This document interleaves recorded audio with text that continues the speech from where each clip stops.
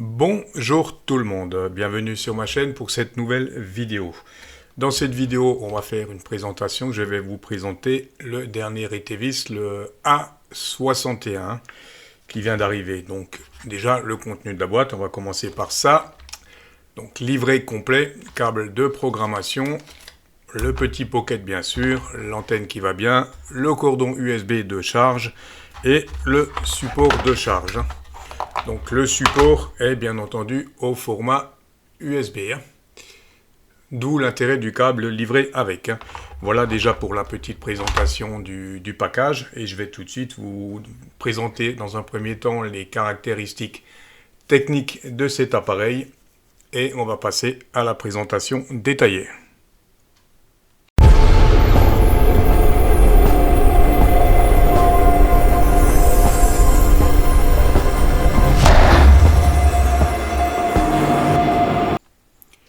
Petite précision, donc avant d'attaquer la présentation technique, ce qui est la première fois que c'est la première fois que je reçois un Retevis avec une documentation détaillée, complète et multilingue. Donc elle est en allemand, en italien, en français, en espagnol. Donc ça, c'est vraiment un gros plus déjà de la part de Retevis. Là, je vous montre un petit peu la doc en français. Donc il y a toute la présentation, là, comme on le voit, de ce qu'on va retrouver sur le Pocket, les différents boutons, tout ce qui est, toutes les icônes qu'on va avoir. Ça, je vais y revenir en détail, bien entendu. Ici, les fonctions du clavier.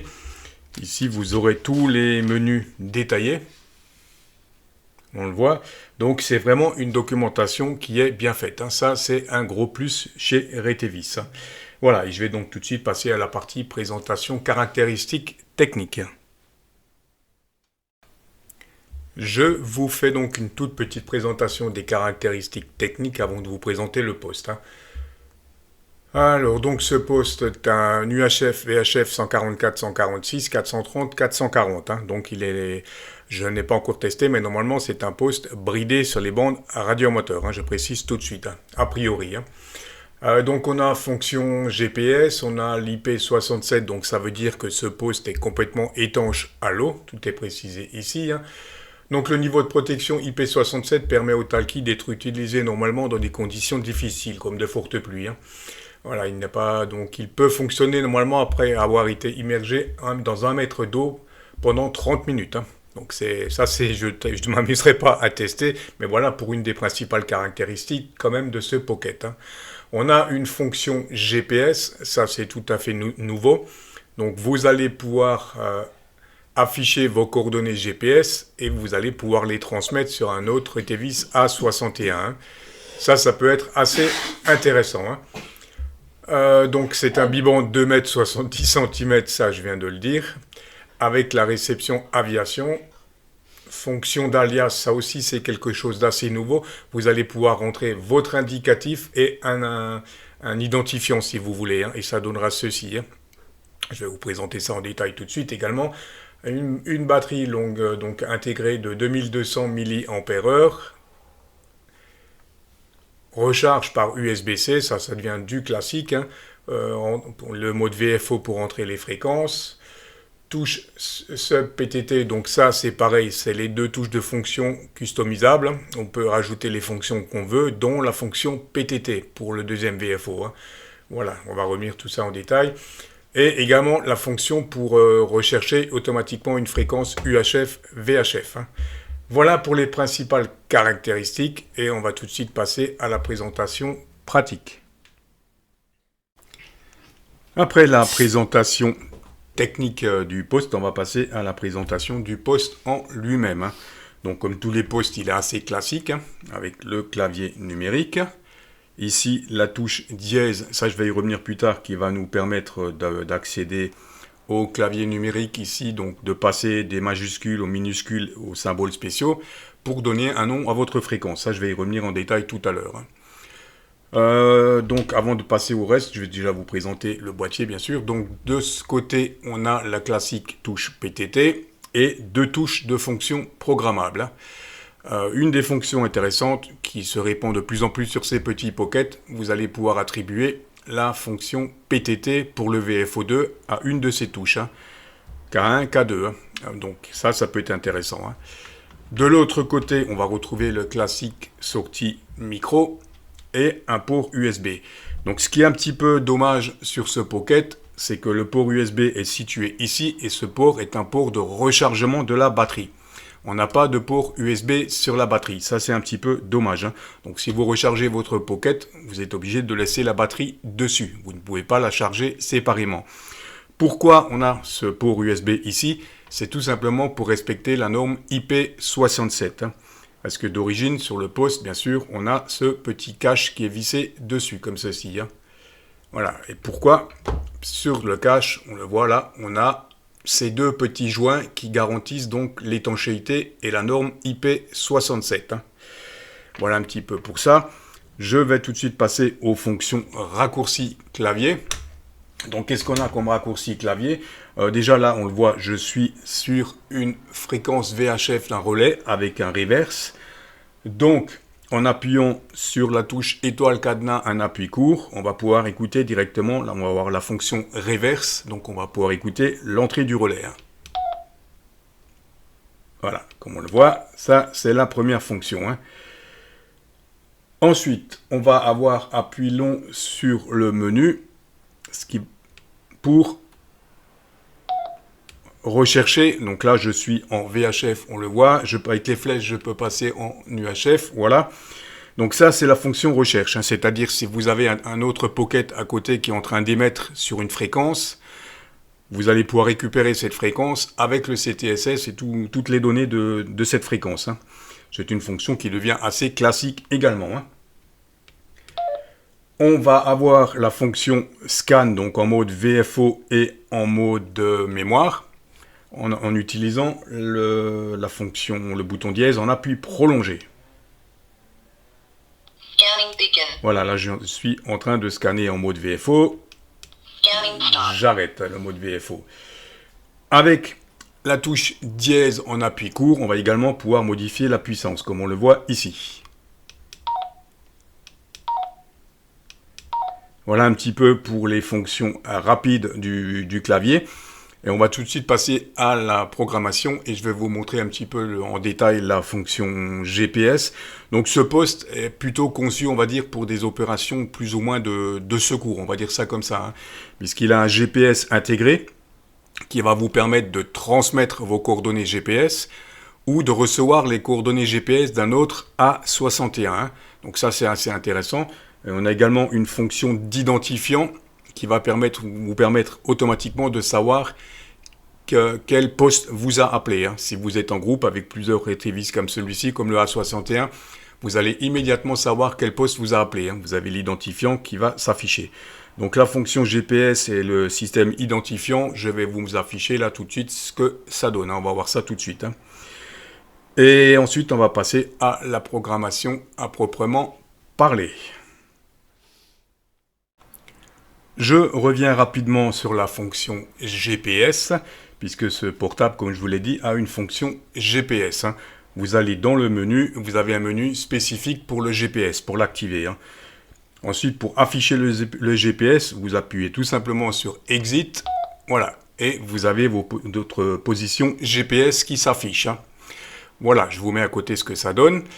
Et cette position GPS, donc vous allez pouvoir la transmettre. Il faut que ce soit un groupe, le même portable, un Retevis A61. Ce portable, en fait, une fonction a été créée plus ou moins pour des opérations de secours, on va dire. D'où cette option GPS qu'on va pouvoir transmettre au groupe, qu'on va pouvoir transmettre à une seule personne, et on va également pouvoir recevoir les données GPS d'une personne hein, via un code CTSS. Hein.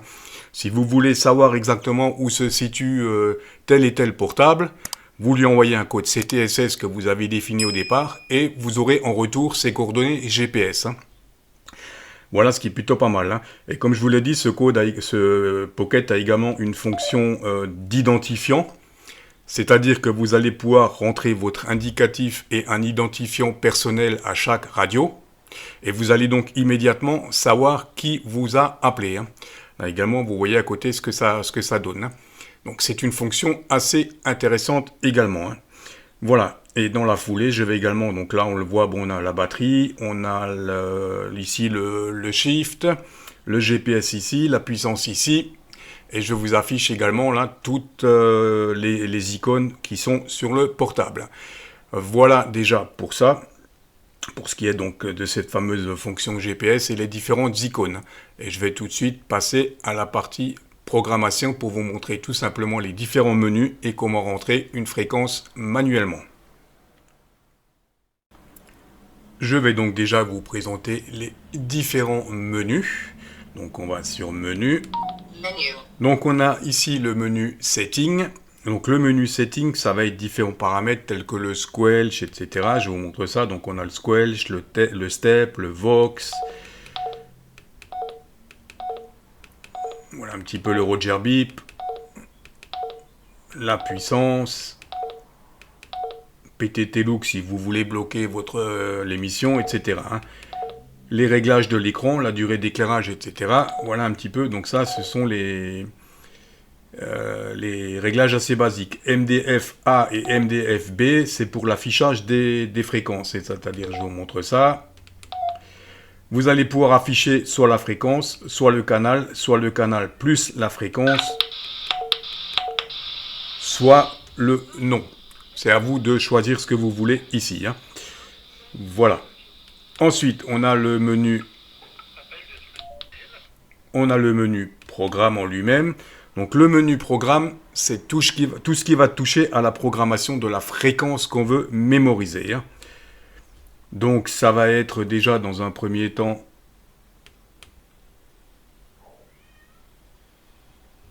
on va aller en haut. Ça sera mieux. Ici. Dans un premier temps, donc, vous allez pouvoir attribuer le nom à votre canal, vous allez pouvoir attribuer la largeur de bande, vous allez pouvoir accéder à la puissance, l'identifiant comme je vous l'avais dit tout à l'heure.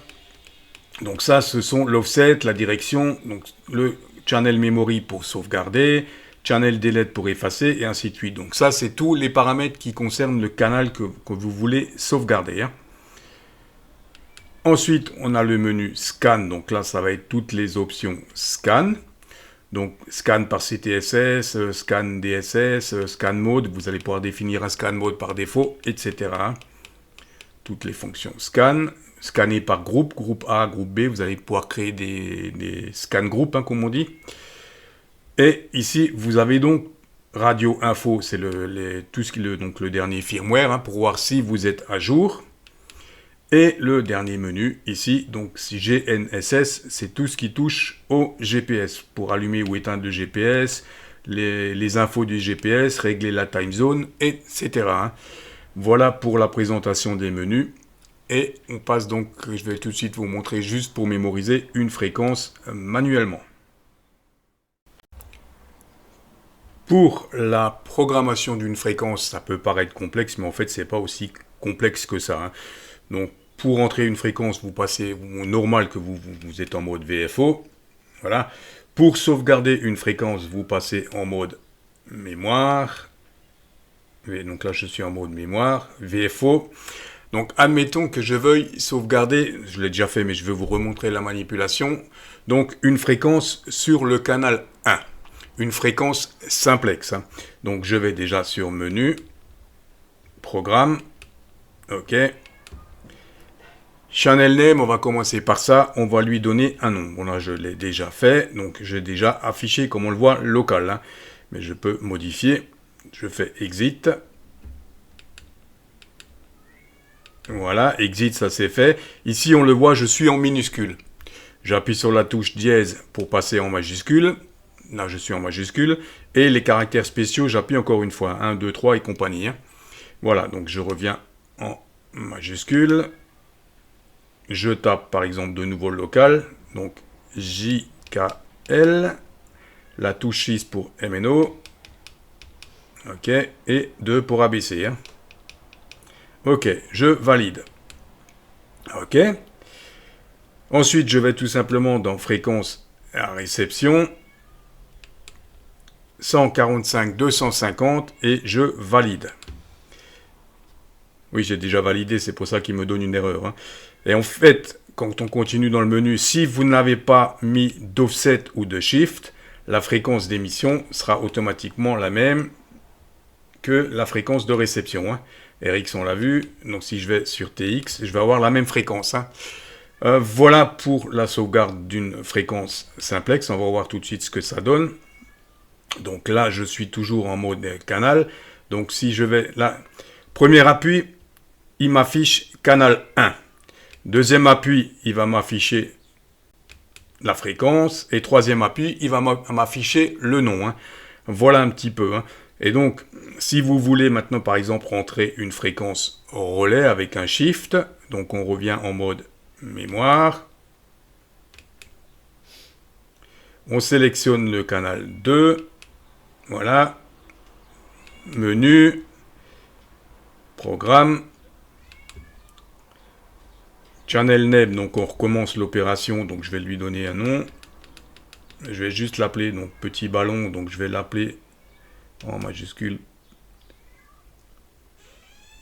Petit ballon, voilà. Menu, je valide. RX frequency, ça va être 145 625, je valide. TX 145 025, puisque j'ai déjà réglé l'offset, donc ça il me l'a mis automatiquement. Voilà, et exit. Donc maintenant, on revient en arrière. Canal 2, donc là je suis canal 2, j'ai le nom. Là, je suis en mode fréquence, donc j'ai bien le 145 625 avec mon shift. Et si je rappuie encore une fois, je vais avoir le nom petit ballon. Voilà, j'espère que j'étais assez clair dans cette procédure. Hein. Ça peut paraître un petit peu complexe de sauvegarder des mémoires sur ce TX, mais en fait, non, pas du tout. Hein. C'est juste une question d'habitude. Hein. Voilà pour la sauvegarde des fréquences manuellement. On va passer donc tout de suite encore à la mesure des puissances et la mesure des harmoniques. On est tout de suite parti pour le test des puissances. Donc je commence par la puissance en UHF. Donc, hop. Donc, UHF pour une sortie 5 watts, j'ai 5 watts 33. Donc c'est plutôt pas mal. Hein. Ça, c'est OK. Je passe en VHF, en début de bande VHF, en 145. Et là, j'ai 5 watts et demi, pratiquement en VHF. Hein. Voilà pour le test des puissances. Donc au niveau de la puissance, Pocket tient bien ses promesses, il n'y a rien à dire. Hein. Et on va tout de suite voir ce que ça donne au niveau des fréquences harmoniques, si ce poste est propre ou pas. Pour finir cette vidéo, on va passer donc enfin à la mesure des harmoniques, hein, pour voir si ce petit Pocket est propre. Donc au niveau des harmoniques, normalement on ne devrait rien avoir qui dépasse cette fameuse ligne. Hein. On va voir ça tout de suite. Hein. Là.